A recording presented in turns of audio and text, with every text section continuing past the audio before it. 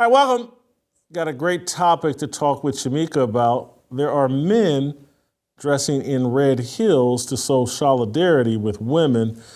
Can't wait to get Shemeka's take on this. This segment is brought to you by our good friends at Good Ranchers. Fall in love with beef, chicken, and seafood all over again by subscribing to GoodRanchers.com.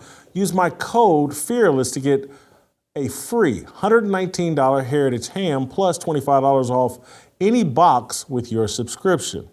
Shemeka, I don't know if you've seen this video, but a group of men put on red high heel shoes.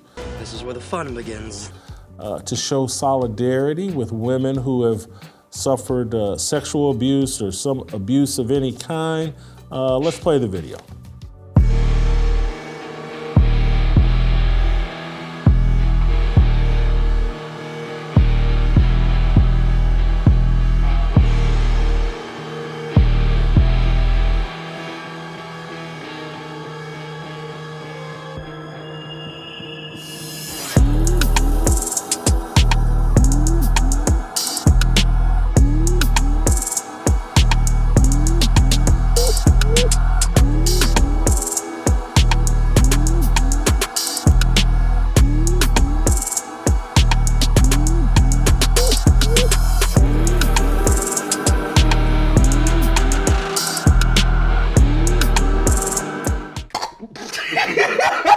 Yes, that's men showing solidarity with women who have suffered gender violence.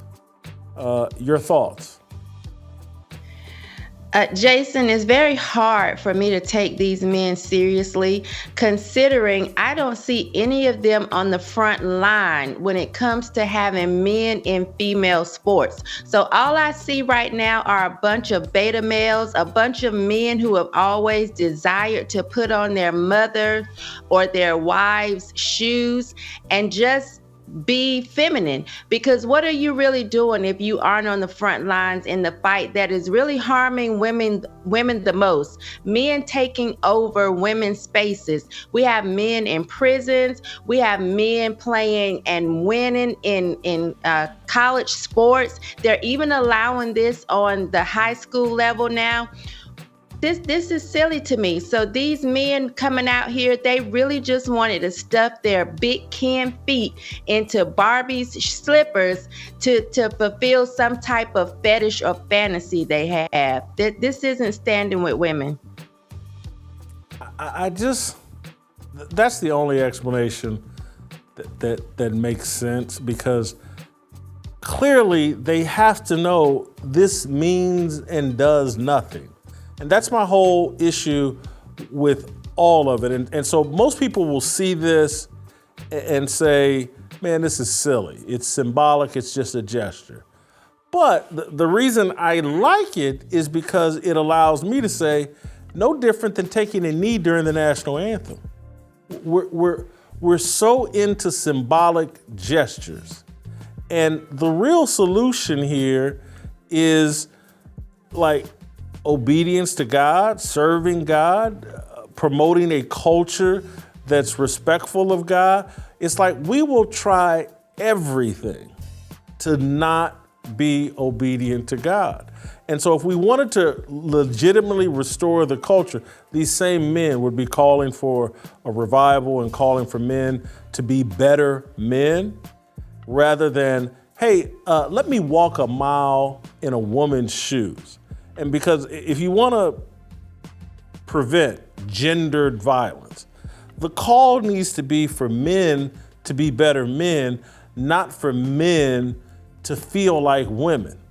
And so I just don't get it. And I don't, but I do get it, because it's like, hey, I want to do something, but I want to do something that is either doesn't require me to really do anything, and I get all the credit for it, and I'll get promoted at work, because there are people, and I'm one of them. I haven't said it here yet, but I'm one of these people that are like, this is a ritual. This is like saying to the alphabet mafia, hey guys, I'm good with you all, promote me on the job. As for me, super gay also. I'm you know what? Next week, these same group of men will all install butt plugs and walk down the street with the butt plugs and say, I know what it feels like too, guys. Give me that promotion. I'm fit for leadership. I've walked 6 inches in your shoes. That's what they're really saying. Absolutely. And it just shows how weak leadership is right now. I'm from Durham, and we're considered the bull city. They have allowed someone to go out. We have this big bull statue downtown in the middle of the city, in the heart of the city. Everyone knows where it is. They meet there. You know, if we're having some type of big event, people will say, meet at the bull. So recently, someone dressed the bull in a tutu and put all of these beads and jewelry hanging on the bull. And our city council, they're right there, like right around the corner from the bull. And I'm thinking, this just shows you how weak leadership is right now. Either it's full of women or it's full of people who identify or back the LGBTQ to all of that. A-E-I-O-U, and sometimes why? Because why would you do this? We both know bulls are males, period. Why would you dress this bull up feminine in the heart of the city where kids pass by?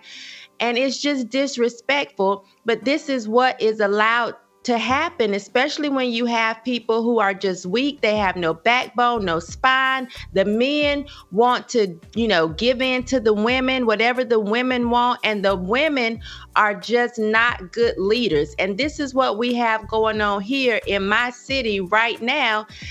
And I just don't understand why we put sexuality and who someone is laying in the bed with now above every other thing. That comes before these kids get to learn how to read and write.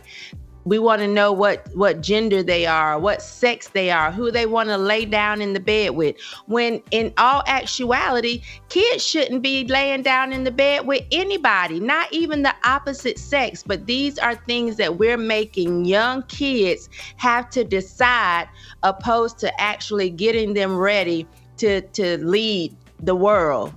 This is what we're doing. All of this, and I love that you made the connection, because what this Red Hill Shoes is, it's like a public grooming session. It's to create confusion among kids and to create the impression the way to be a good man is to be more like a woman. Do you ever wish that sometimes you could freeze frame a single moment in your day, look at it and say, this is not my life? And if you want women to respect you, put on their shoes and pretend to be them, walk a mile in their shoes, and to have men question themselves, young boys questioning themselves. In order for me to be an ally and be a supporter and really be a supporter, I have to come out of my role and play her role. And she needs to come out of her role and play his role. That's all this messaging is. It's just grooming and to create confusion. And that's why it's just like, if these guys want to wear red high heels in the privacy of their home, trust me, I don't have a problem with it. Houston, we have a problem. I really don't. That's their business. If that's what gives them joy and all that, have at it. Look, I really have no opinion, but it's like when you decide, hey, I got to make it public. I have to do these things out in public. You're trying to send a message to kids. And so this is where my problem with these men that, oh, my daughter painted my fingernails and I didn't want to take the paint off and I'm doing it out in public. You and your daughter wants to paint your fingernails at home, no problem with it. I really don't. If that's how you and her vibe together, no problem.